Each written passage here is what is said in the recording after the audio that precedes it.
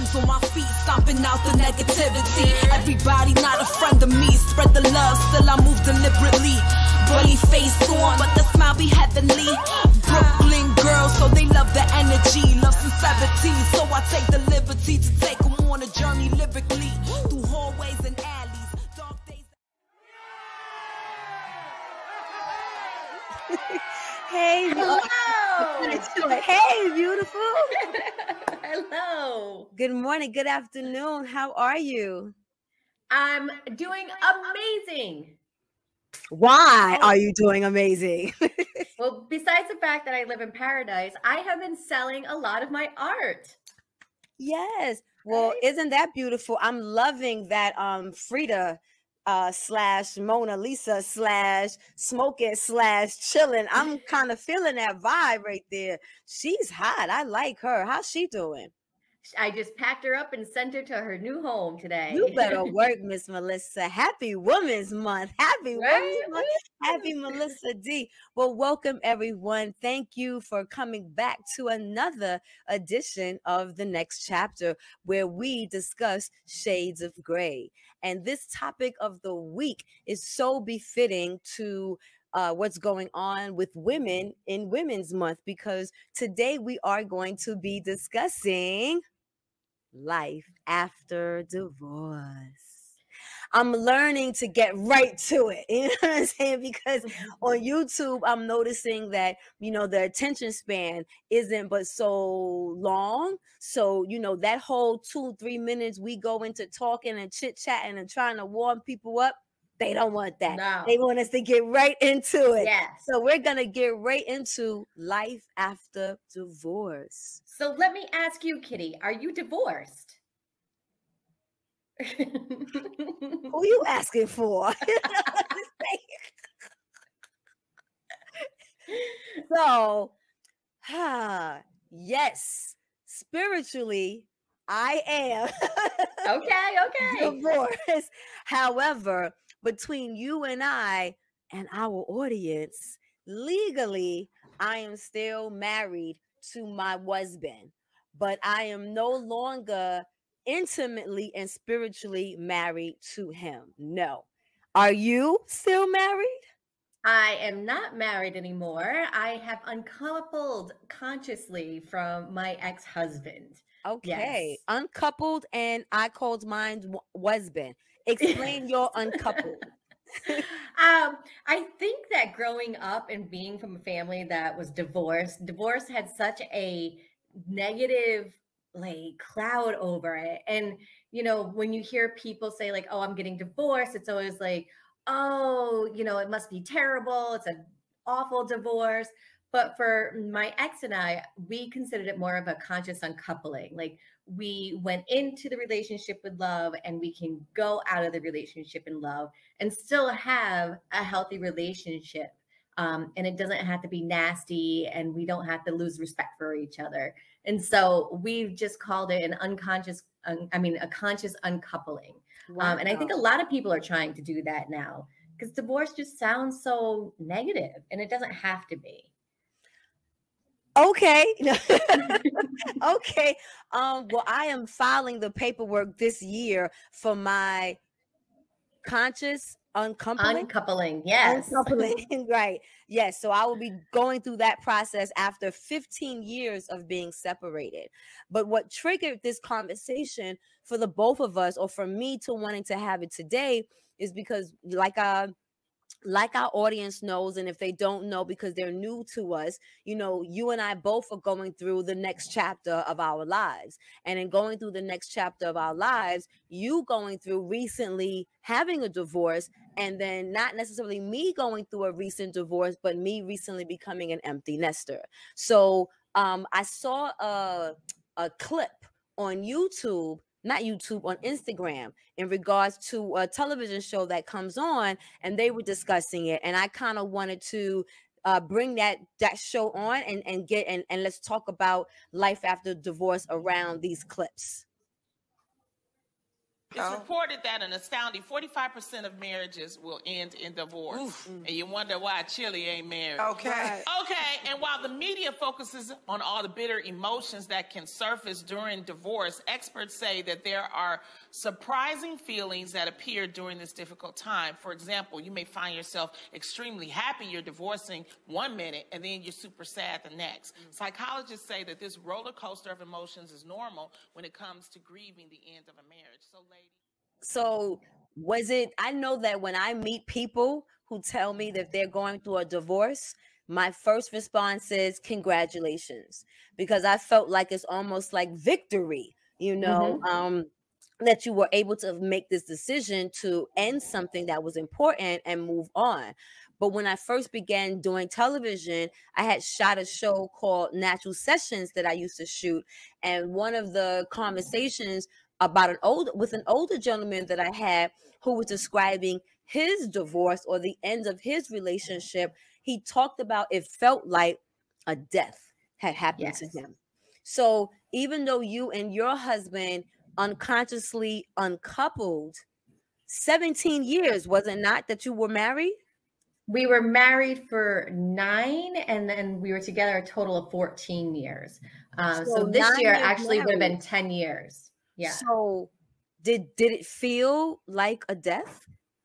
It felt like a failure. Like we were going to out, you know, that 48%, like she said, like we were going to be, you know, that other percentage. We were going to be the ones to like win. We were going to beat the odds. And then it's like, shit, no, now we're just part of that other percentage. But the thing is, I try to remind myself, when we created marriage, right? Forever was like 20 years. And now forever, it's like 60 more. So yes, maybe till death do you part worked when the lifespan wasn't as long and you weren't evolving and developing into a different human as you're getting older. The lifespan was longer. We lived a lot longer back in the day. We're dying now sooner. We lived longer before. What? Back then? No, we were dying at 30. Now we're dying at 80. You better check your facts. So I'm checking the facts. I'm checking the facts. Let's go to another clip that kind of touched on what you talked about as far as like feeling almost a little bit of failure. I'm actually still going through it. I think when the press got a hold of it, I think people thought we were. I had just filed, and so we're still going through it right now. I think in the very beginning, I was very distraught. You know, I feel like there are phases whenever a relationship is ending, whether you're married or not. So it's that first phase, like, oh my God, I got to make this work for us. Then it's like, oh my God, I got to make it work for everybody else involved, the family, you know, if there are children, people who flew all the way to wherever to see you all get married. And then you get to a point where, like, you know what, this ain't working. It doesn't matter. And what really matters is that we both end up in a happy place. So I will attest to what it is that the psychologists say. It's hard in the beginning. But when you realize that to have happiness doesn't mean that you have to remain together, and it doesn't mean that you are a failure because the marriage failed. So I know for me, I felt I did feel like a failure, but more than feeling like a failure, I felt like I had to secure my happiness. And I felt like in order for me even to be a better parent, I had to secure my happiness, because I was clearly not even looking happy anymore. And that energy was starting to shift, where you can feel that weight of unhappiness within my household. So I believe that once I ended the marriage and I came back to the household that I shared my space with my husband, that was interesting, but it allowed me to still be connected to him, or have some type of connection to raising my children with him in our home that we shared together, without feeling like we were still together. And that failure started to go away. But then what started to happen, I think the kids needed to see that I didn't feel like a failure, that I could keep moving on. And then the only thing that I started to really worry about was missing my family as a whole, but I didn't miss my husband. Even though I liked my husband and we were friends. So it felt like a mourning. It felt like a failure, but it felt like a congratulations, like you did it. And you had to do it to be happy and to show what happiness looks like to your children. How did you feel after it's going on a year now, or has it been over a year? We separated over a year ago. The divorce was official in September of 2021. So, it was sad, and I was the one that brought the subject up first. And, it was really hard because I didn't want to hurt anybody. And so I think we both have gone through the process of healing, figuring out more about ourselves, and still each other's biggest champions. We both know, like, if we ever needed anything, we could always count on each other. Wow. Yeah. Aw, I wish I had that. Me and my husband are not friends. And it's so Oh, disappointing to me because that was what was key between us. That's what people loved really about us the most, was the friendship that they saw that him and I had, and it's really sad that we're not friends because we really don't have any beef with each other. And we ended up having like amazing freaking children. So it's disappointing. But now that they're almost like adults, I don't trip on being friends with him anymore. Like I'm like, I don't even have to ever speak to you again. And I hate that because that's not the example that I wanted to show to my children. I wanted to show that I truly believe in this day and age that the first marriages are not the marriages that's going to work, that the second marriages are the one that's going to work. So we have to show how to incorporate the life of the first marriage into the second one, because that relationship and that family still does matter. I'm still going to be connected to my husband for the rest of my life as long as we share children together. We have weddings, we have children, we have employment success. We have a lifetime of things that we have with children that we share. So our life is not over, and it would suck that I can't bring his family into my family dynamics with my events, or he can't bring me into his dynamics with my family because we don't get along. So the children are still split. Speaking of children, all the different phases you go through, because it is very similar to the grieving process of even death. Like, they say there's different stages of grief where you're angry, you feel the guilt trip of like, well, so many people came to my wedding or whatever it is. But I don't think people really understand that most healthy marriages, or that started out in a healthy way, people that have healthy mindsets on what marriage is, they don't end. You don't wake up on a Thursday and say, I want to get divorced on Saturday. Right. That it doesn't work that way, that it is a really long process. Did you guys seek help? Did you know what I mean? Like, how would you say was that long? It's a long process. It is a long process. Garcelle, you went through the process. Yeah. Was it hard in the beginning? Absolutely. Is it hard now? No. But you grieve. You go through, I failed. And if you have children, the amount of failure you feel is even, more. But you like you said, like, you have to grieve. You have to grieve the life you thought you had. Yeah. You have to grieve, especially if there's betrayal involved. You go through all of it. And they say don't do anything drastic the first 6 months because you're just in your emotions. And you know what I mean? And with having kids, it's tough because you didn't set up to have your children half the time. You want to raise them all the time. So I know for me, that was definitely something that I had to be mindful about when I was ending the marriage. But the fortunate thing about our situation is that I was able to co-parent with my husband the whole time that we've been separated thus far, with the raising of our children the last 15 years. But I definitely know that was a fear of mine. Like, well, what's, having, like, because we literally co-parent. So they were with me half the week and they were with him half the week. So for 3 days, I didn't have my kids. And then for 3 days, he didn't have the kids, you know, where we were used to having our children 24 hours a day. But then I found that there was a blessing even in that, because then there was 3 days I didn't have my kids.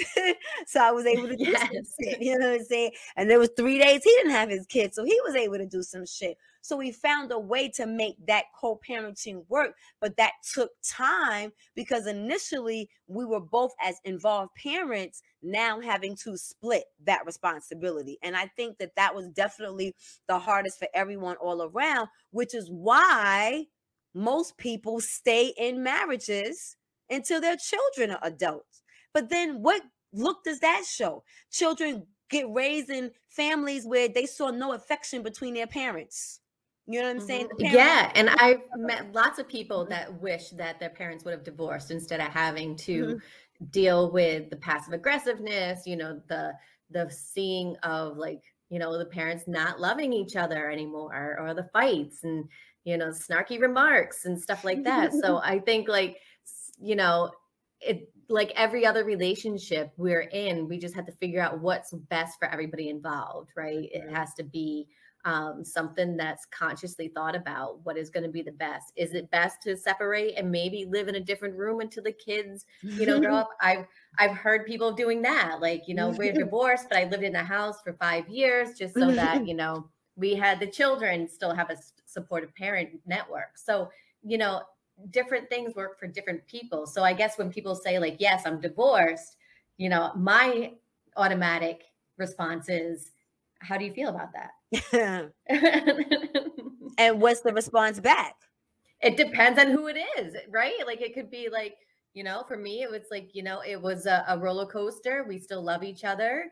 For some people, it's like, yes, I couldn't wait to get rid of that, you know, lousy person. So I feel like, you know, it's different feelings for different people, whoever you tend to approach with that conversation. And I got to say, for mine, I do believe it's probably easier since I don't have children. We do share custody of a dog. But that's important. Yes. And I'm noticing a lot of people are starting to do this now because our animals are so important to us. So, you know, I have him in Puerto Rico with me for 6 months, and then I bring him up to where my ex is, and he has him for 6 months. So we share custody of the dog. So, but on that note, let's take a moment to thank our underwriters. Ladies and gentlemen,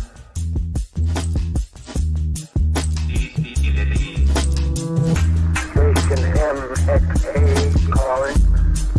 Station MXA. Ladies and gentlemen,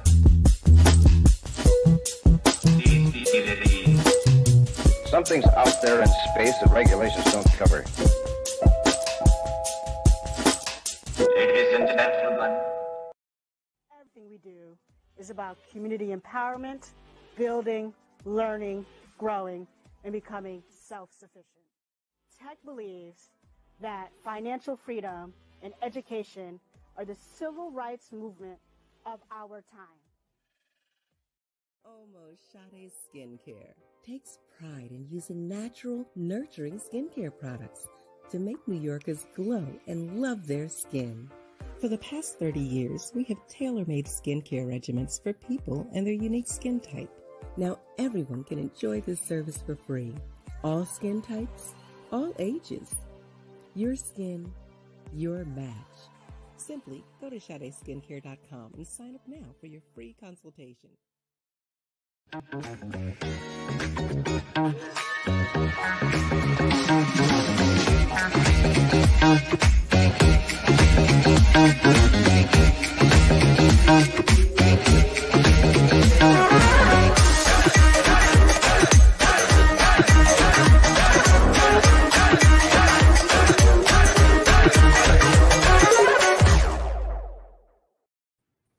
And boom.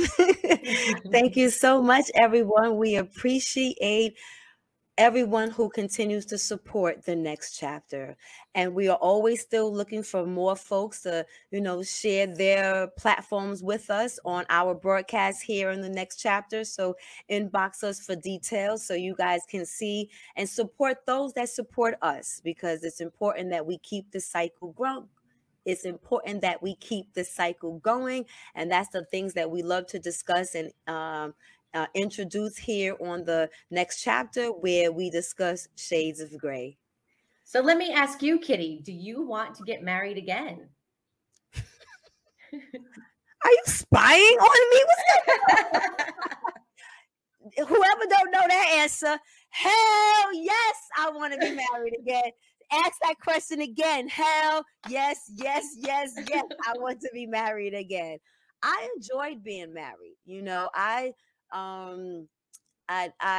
I liked and loved my husband, but I believe that the things that I wasn't taught and given the tools as a young woman are things now that I can help other young people understand when they're in the dating process before the courtship process, so that then when you're in the courtship process, you can maybe possibly prevent the divorce, but if you can't, you know what I mean? Also realizing how life after divorce doesn't have to be a death sentence, how life after divorce can still be friends with that person that you were once married with, and then still can continue to share lives with in that second family that gets created. The person that I'm hoping to marry, has also been married before, so I think that, once you've gone through marriage the first time and you're all open to doing it the second time, that you've had almost like a cheat sheet. You know what I'm saying? Where now it was your starter marriage. That's yeah, you know what I'm saying? Which kind of sucks to the first group. You know what I mean? The first group, I got an inbox from my dude's ex-wife, you know what I'm saying? On some old, you get to reap all the benefits of all the hard work I've done. And I said, thank you. You know what I'm saying? I think all first wives probably feel that way. Yes. And what was I supposed to say? Sorry for you. I was polite and said thank you. She probably didn't like that shit, but well, it's too soon to ask you if you want to be married again. I mean, I don't know. Who knows? I'm a very independent person, but I do want companionship. So whatever that means or looks like for me in the future, I have no idea anymore. Did you feel like the ending of a marriage seemed like a death? I know we talked about that before, but did you really feel like that? And how did you overcome that as a therapist? I think it helped having support of friends, really being able to talk to them, because, you don't want to cause anybody pain. And sometimes, if I just forget it, let's not get divorced, let's go back to the way that things used to be, everything will be all right, but it still doesn't solve the problem. And so it was helpful to have people to talk to. And even as a therapist, having a therapist myself to process those things too. So what's our wraparound?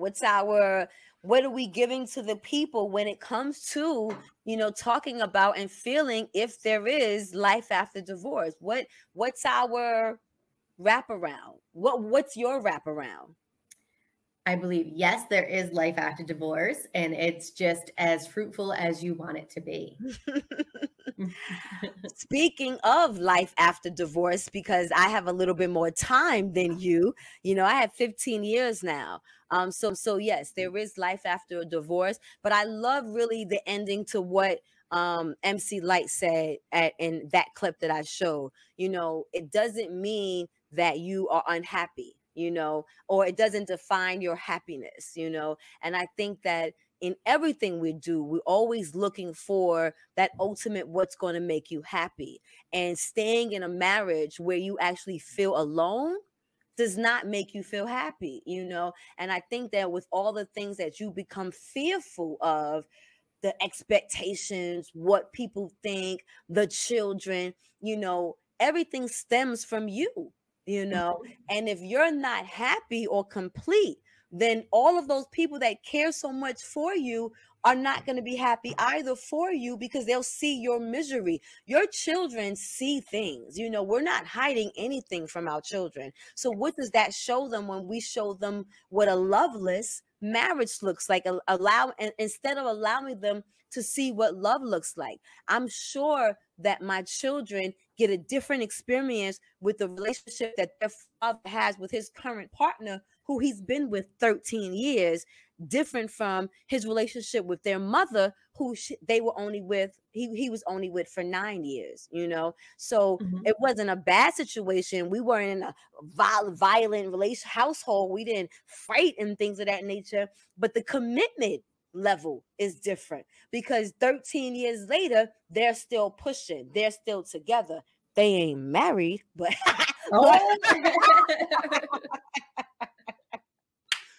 that was shade. But anyway, but in spirit they are. Right.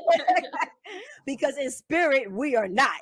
Exactly. We are not. How do you feel about that? How do you feel about people who are separated and are not legally divorced yet? I feel like it is this, I mean, it's like keeping church and state separate, two different things, right? Like spiritually separated, legally separated. It's all just kind of muddled together. You know, you're divorced, whether it's on a paper or not. And I think spiritually, I fight with that, because, you know, as a minister, you know, my job, and people really get it fucked up. I'm gonna just keep it point blank, period. People think that because you're a minister, then you're this sanctified, holy than thou person.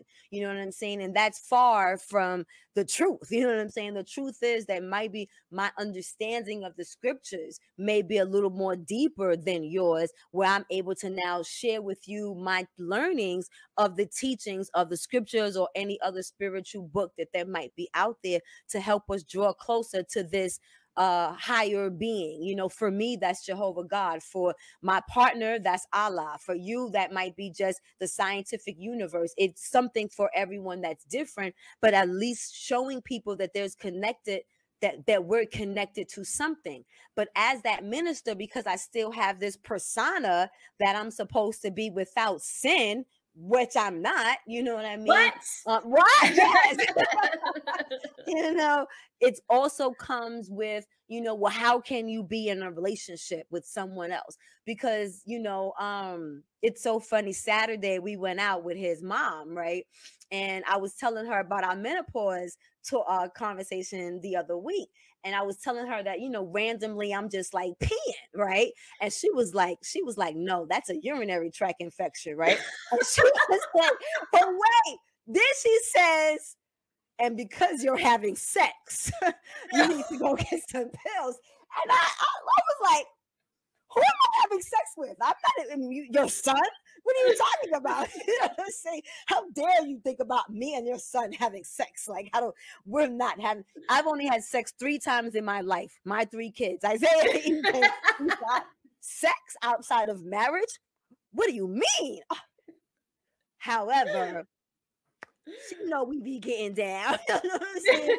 And my thing is like, because I am not spiritually connected to my husband, and this is the man that I am with spiritually, and the man who I am at the moment planning a future with, how do I not be intimate with him in regards to, you know, yeah, when I'm planning a life with him? You know what I mean? Because I just don't understand the concept of I'm going to wait months at a time and marry someone that I've never shared this with yet. You know what I'm saying? So I feel like the scriptures, when it talks about fornication, the promiscuity, the promiscuous behavior of sex could be the sin, because our body is a temple and we're just, you know, willy-nilly giving ourselves often to everyone. But I believe that I do believe this, when you are in an intimate, committed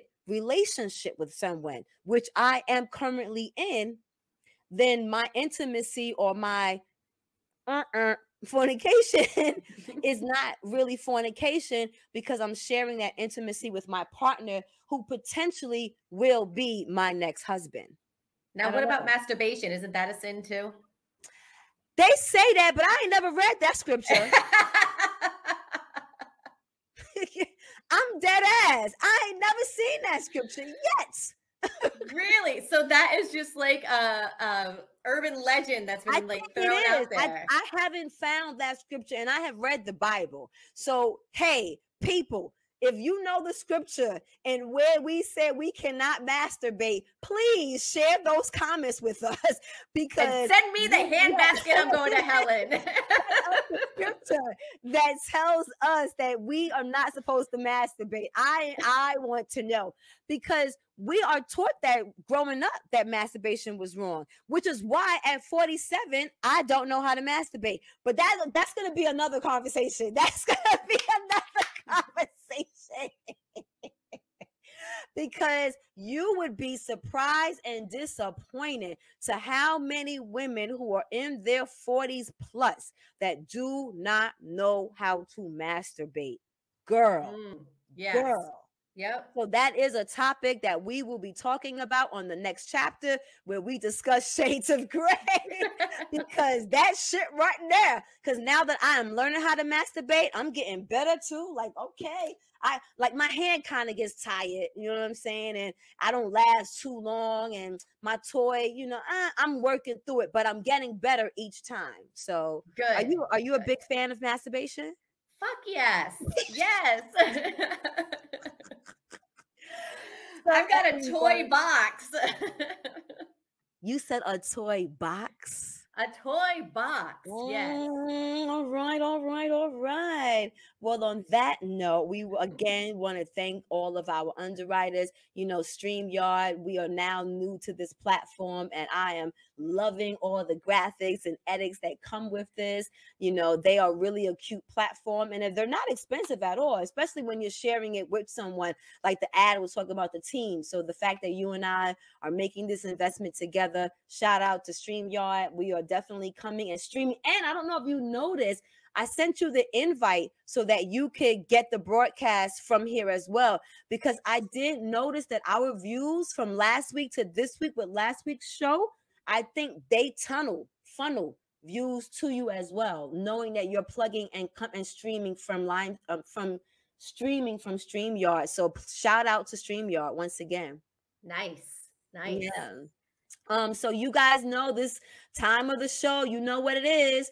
We always ask you. We don't like to ask you because we don't like to do what everybody else does, but we know that we have to follow some kind of same suit. So you already know, like, share, and follow, and then subscribe to our YouTube channels, because Melissa and I both have our own platform. So once again, like, share, and follow.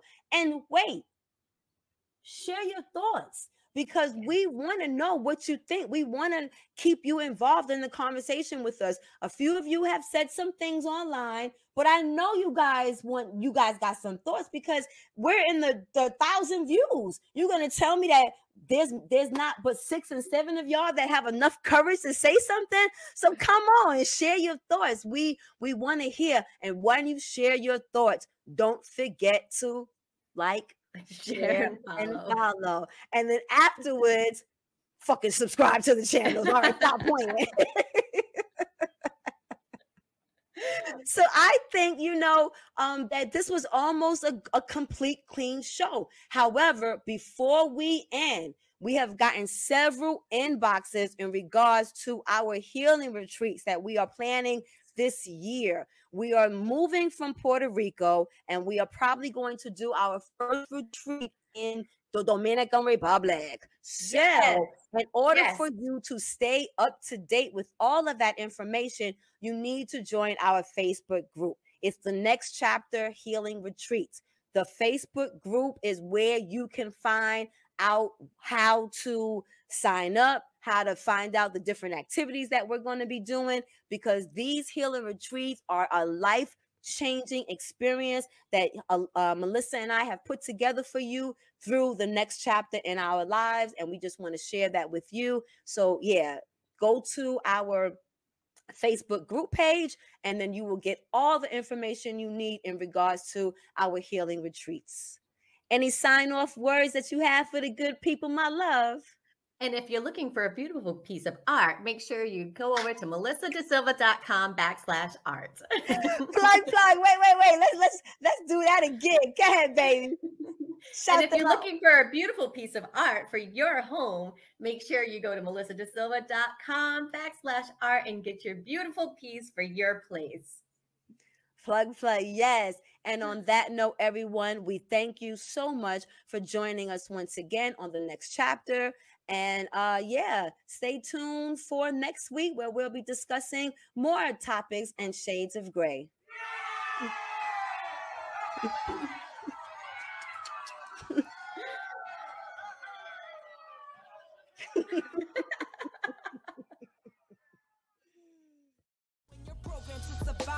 Legendary ciphers get the MCs in the jobs. The city never sleeps.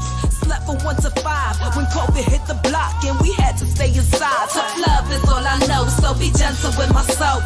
Learn to navigate winters with no coat. If you never been cold, you never been broke.